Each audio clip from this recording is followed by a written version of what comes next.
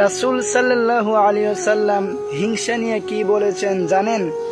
রাসূল সাল্লাল্লাহু আলাইহি ওয়াসাল্লাম বলেছেন, তোমরা সদা সর্বদা হিংসা থেকে দূরে থাকো, কেননা হিংসা তোমার নেক আমলকে ধ্বংস করে দেয়। যেমনইভাবে শুকনা লাকড়িকে আগুন খেয়ে ফেলে, শুকনা লাকড়িকে আগুন জ্বালিয়ে দেয়, এমনইভাবে হিংসা তোমার নেক আমলকে ধ্বংস করে দিবে। হিংসা কখনো দিবে না তোমাকে জান্নাতে যাওয়ার জন্য, হিংসা সর্বদা তোমাকে জাহান্নামের দিকে টানবে। এই কারণে আসুন আমরা সকলে হিংসা পরিত্যাগ করি, হিংসা থেকে দূরে থেকে আমরা বাঁচার চেষ্টা করি।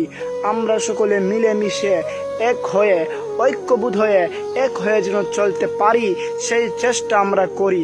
কেননা রাসূলের কথা আমাদের মানতে হবে। রাসূল আমাদের ঈমান, রাসূল আমাদের বিশ্বাস, রাসূল আমাদের কলিজা। রাসূলের কথা আমাদের অবশ্যই মানতে হবে। আপনি যদি মুসলিম হন তাহলে অবশ্যই রাসূলের কথা মানতে হবেই, রাসূলের কথা মেনে চলতে হবে।